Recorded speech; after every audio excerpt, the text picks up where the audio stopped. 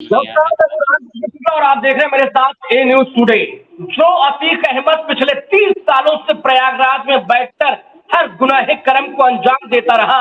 और अब जब वो गुजरात के साबरमती जेल से प्रयागराज लाया जा रहा है पेशी के लिए, अब उसे अपनी मौत का डर सता रहा है। जो अतीक अहमद इतने लोगों की मौतों का गुनहगार है, उसे अब अपनी मौत का डर सता रहा है और साबरमती जेल से प्रयागराज लाते वक्त उसे जब गाड़ी से उतारा गया तो उसने आशंका जाहिर की कि पुलिस, यूपी की पुलिस जो है वो विकास दुबे एनकाउंटर पार्ट 2 को अंजाम दे सकती है। हमारे साथ प्रयागराज से हमारे संवाददाता आदर्श जुड़ चुके हैं और साथ ही साथ बरेली से हमारे संवाददाता शानू कुमार जुड़े हुए। शानू,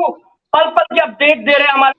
और प्रयागराज अब से कुछ घंटों बाद जो है वो अतीक अहमद झांसी से होते हुए प्रयागराज के रास्ते आएगा, प्रयागराज आएगा और उसे कल जो है कोर्ट में पेश किया जाएगा। आदर्श, प्रयागराज में इस वक्त क्या माहौल है अतीक अहमद सुरक्षा को लेकर और प्रयागराज क्या कुछ अपडेट आपके पास?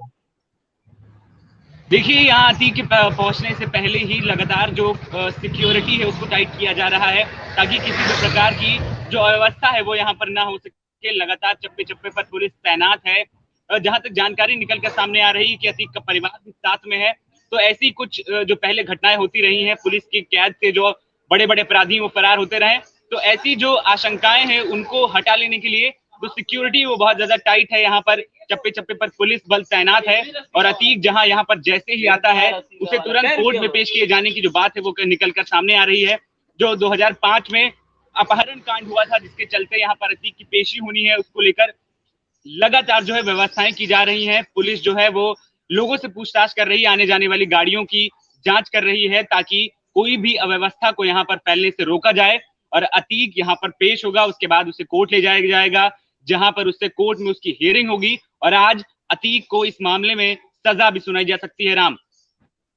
जी बिल्कुल, 28 फरवरी को यानी कल जो है वो सजा की तारीख है और प्रयागराज कोर्ट ने जो है पेशी के लिए अतीक अहमद को बुलवाया है और इसीलिए आज वो झांसी के रास्ते साबरमती से प्रयागराज लाया जा रहा है और तकरीबन शाम हो जाएगा उसे यहाँ प्रयागराज आते आते। आपको बता दें, दर्शकों को बता दें हम कि ये दरअसल वही मामला है जो 24 फरवरी को उमेश पाल की हत्या प्रयागराज में सरेआम कर दी गई थी, तो उसी की हत्या से पहले सन 2005 में जो है उसका अपहरण हुआ था और अपहरण के चलते उस मामले में उस पर और उसके भाई समेत अन्य लोगों पर यह मुकदमा दर्ज हुआ था। अशरफ भी जो है वो बरेली जेल से आज प्रयागराज लाया जा रहा है। बरेली से तमाम अपडेट्स के लिए हमारे साथ शानू कुमार। शानू, क्या कुछ अपडेट?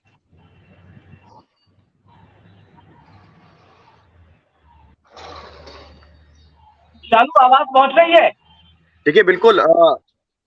देखिए बिल्कुल राम, आपको बताना चाहूंगा जिस तरीके से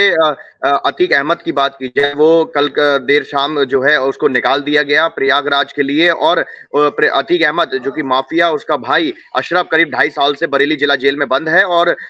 देखिए जो राजू पाल हत्याकांड था उसके में जो उमेश पाल थे उनका अपहरण कांड जो हुआ था राजू हत्याकांड के बाद, उसके बाद ही जो है उमेश को अपहरण किया गया था और उसी मामले में इन दोनों भाइयों की जो है पेशी होनी है प्रयागराज में कोर्ट की जो है कल 28 तारीख जो इसमें सुनवाई थी और इसी में इनको पेश किया जाएगा। फिलहाल जिस तरीके से जो डॉन की बात कही जा रही थी, अब जो डॉन है वो कहीं ना कहीं सहमता हुआ नजर आ रहा है। कल की तस्वीरें साफ तौर पर से बयां कर रही थी कि कल जब जेल से अतीक अहमद जो कि माफिया है वो जब निकला तो उसने कहा कि किस तरीके से मुझको पूरा प्रोग्राम मालूम है और ये लोग मेरी हत्या करना चाहते हैं। तो तमाम ऐसे जो है उन्होंने भी कयास लगाए और अशरफ की बात की जाए तो करीब अब जो समय हो रहा है 11:30 बज रहा है और बरेली जो है कल देर शाम ही प्रयागराज की एसटीएफ यूनिट की बात की जाए, प्रयागराज की पुलिस की बात की जाए, जो कैदी वैन होती है वो खुद यूपी 70 नंबर की बरेली जिला जेल पहुंच गई थी और आज सुबह करीब 9:30 बजे से ही जो है यहाँ से जो अशरफ है अतीक अहमद का भाई, उसको जो है यूपी पुलिस ले गई है और अब प्रयागराज को उनको लेकर जाना है और कल पेश करना है। फिलहाल अभी की बात की जाए तो करीब कुछ देर पहले ही शाहजहानपुर जो है अशरफ के काफिले ने जो है पार कर दिया है और यूपी पुलिस की बात की जाए, साथ ही साथ जो एसटीएफ यूनिट की बात की जाए, पीएसी यूनिट की बात की जाए, चारों तरफ से घेराबंदी करते हुए सभी लोग जा रहे हैं और अशरफ को किसी भी प्रकार की परेशानी ना हो और किसी प्रकार की जो है दिक्कतों का सामना ना पड़े और उसको लेकर के भी तमाम कयास लगाए जा रहे हैं। लेकिन राम देखिए, महत्वपूर्ण बात यह है कि पहले जो बिकरू कांड हुआ था, विकास दुबे की जो है गाड़ी पलट गई थी, तो तमाम तरीके के जो सियासती हलचलें तेज हो गई थी, और वही मुद्दा कहीं ना कहीं इस बार ना बन जाए, तो इसको लेकर के भी जो पुलिस है वो कहीं ना कहीं अपना अहम रोल निभा रही है। फिलहाल देखने वाली बात होगी, करीब अभी माफिया अतीक अहमद को भी पहुंचने में करीब देर रात हो सकती है प्रयागराज, और अशरफ की बात की जाए तो करीब अभी 100 किलोमीटर पार हुए हैं, और यहाँ से करीब 500 किलोमीटर की दूरी प्रयागराज की है, और देखना होगा कितनी देर में ये लोग पहुंचेंगे। फिलहाल जो कयास लगाए जा रहे हैं वो करीब देर रात तक दोनों के पहुंचने की उम्मीद जताई जा रही है। राम, ठीक है शानू, एनकाउंटर की आशंका पर हम आएंगे, पर आप ये बताइए कि सुबह 9:30 बजे जब अशरफ का काफिला निकला है पुलिस सुरक्षा में, तो अशरफ के चेहरे को देखकर, उसके हाव भाव को देखकर क्या कुछ लग रहा था? क्या वो डरा सहमा हुआ है मौत को लेकर या मौत की आशंका को लेकर? शानू,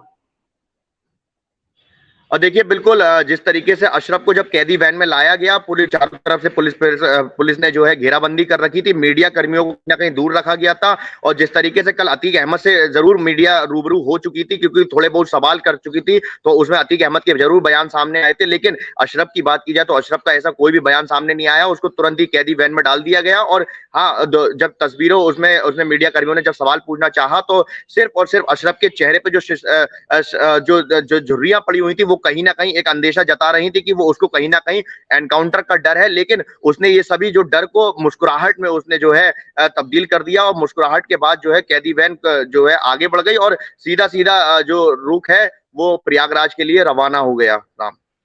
बिल्कुल आदर्श, यहाँ आपसे समझना चाहेंगे कि प्रयागराज अब से कुछ घंटों में अतीक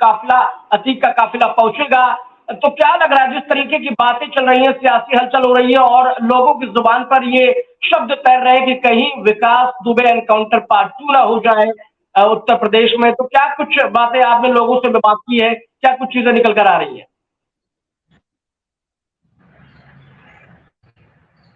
आदर्श, आप तक आवाज आ रही है? आदर्श, शायद हमारा आदर्श आप तक आवाज आ रही है? नेटवर्क की दिक्कत थी। एक बार क्या सवाल आप रिपीट करेंगे दोबारा?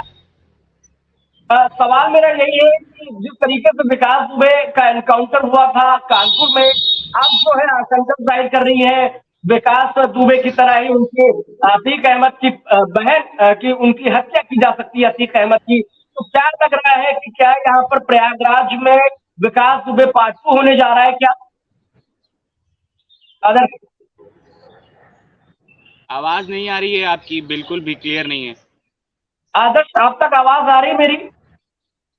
जी बहुत कम आवाज आ रही है, बिल्कुल क्लियर आवाज नहीं है। आदर्श, मेरा सवाल ये है कि क्या कहीं विकास दुबे पार्ट 2 या प्रयागराज को अंजाम दिया वाला तो नहीं है?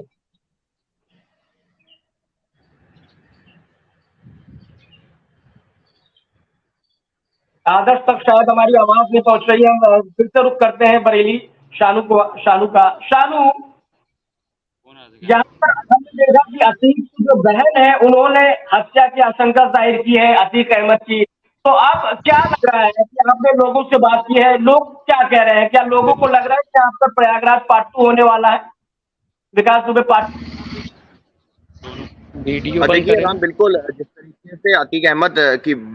सिस्टरों की बात की जाए तो उन्होंने और अशरफ ने पहले ही कई बार अर्जी लगाई थी कि हमारी जो पेशी है वो ऑनलाइन माध्यम से हो और हमको कोर्ट में पेश ना किया जाए, क्योंकि हमको डर है कि हमारा जो है एक्सीडेंट कर दिया जाएगा या फिर एनकाउंटर कर दिया जाएगा। तो तमाम तरीके के आरोप यूपी पुलिस पे लगाए थे कि क्योंकि पहले भी ऐसा हो चुका है, और लेकिन वो चीजें क्लियर नहीं हो पाई। लेकिन अब जो है जो माफिया अतीक अहमद है उसकी सिस्टर ने कहीं ना कहीं इस पर आरोप लगाया था, लेकिन जमानत जो अर्जी लगाई थी, माफ कीजिएगा, जो अर्जी लगाई थी कोर्ट में, वो कहीं ना कहीं खारिज कर दी गई, और खारिज करने के बाद सीधा 28 तारीख को अगली सुनवाई के लिए तारीख निश्चित कर दी गई थी, और जो कि अब ये तारीख 28 कल है और कल ही कोर्ट में पेश होनी है। लेकिन जो एनकाउंटर की बात की जा रही थी और जिस तरीके से एक्सीडेंट की बात की जा रही थी कि किसी भी तरीके से हत्या कर दी जाएगी, तो वो कहीं ना कहीं अब इस बार नहीं दिख रहा, क्योंकि कल यूपी डीजीपी का जो डीएस चौहान है उनकी बात की जाए तो उनका एक बयान सामने आया। उन्होंने कहा कि हम जो है अपराधियों के साथ ऐसा बर्ताव बिल्कुल भी नहीं करते हैं, और उन्होंने साफ तौर पर से ये भी कहा कि जो अगर हमको सीएम ने जो है खुली छूट दे रखी है और अब गोली का जवाब गोली से दिया जाएगा। तो तमाम ऐसी बातें सामने आ रही हैं, प्रशासन बिल्कुल खुला है, और जिस तरीके से चीजें सामने आ रही हैं वो कहीं ना कहीं एक अपने आप में बड़ा सवाल खड़ा करती हैं कि जो माफिया अतीक अहमद है उसको किस तरीके से प्रयागराज तक यूपी पुलिस पहुंचाने में सफल होगी, और अशरफ जो कि माफिया अतीक अहमद का भाई है उसको बरेली से प्रयागराज ले जाने में कितनी सफल होगी। तो तमाम तरीके के आरोप यूपी पुलिस पे लगते आए हैं और अब भी लग रहे हैं, लेकिन देखने वाली बात है कई यूनिटें साथ हैं। एसटीएफ की बात की जाए, पीएससी की बात की जाए, और खुद जो यूपी जो अशरफ है उसके साथ जो वकील हैं वो भी कहीं ना कहीं एक वैन में चल रहे हैं, अपनी कार अपने निजी वाहन से चल रहे हैं, और ऐसे ही अतीक अहमद के साथ उनके वकील चल रहे हैं। तो तमाम ऐसे कोई भी चीज सामने अभी तक नहीं आई है जिस तरीके से उनको परेशानी हो। फिलहाल कल देर शाम की बात की जाए तो अतीक अहमद ने खुद आरोप लगाए थे कि मेरी हत्या कर देना चाहते हैं और मुझे उनका पूरा रोड मैप मालूम है। लेकिन आज सुबह की बात की जाए, जब काफिला रुका था तब मीडिया कर्मियों ने उनसे बात करने का प्रयास किया तो उन्होंने साफ तौर पर से कहा कि मुझे किसी भी बात का डर नहीं है। तो ये अंदेशा जताता है कि माफिया अतीक अहमद का जो कल जिस तरीके का डर उनके चेहरे पर दिख रहा था वो इस बार बिल्कुल खत्म हो चुका है। और अशरफ की बात करें, जो चेहरा उनका डाउन पड़ा हुआ था बरेली में, वो अब कहीं ना कहीं खिलता हुआ नजर आया। तो तमाम तरीके की ऐसी चीजें सामने आई थी, लेकिन अब जिस तरीके से मीडिया कर्मियों ने उनसे सवाल पूछे और उसके बाद उनका जो उत्तर उनका सामने आया, उनके बयान सामने आए, तो उससे साफ तौर पर से अंदाजा लगाया जा सकता है कि माफिया अतीक अहमद को किसी प्रकार का डर नहीं है और उनके भाई अशरफ को भी बिल्कुल किसी प्रकार का डर नहीं है। राम,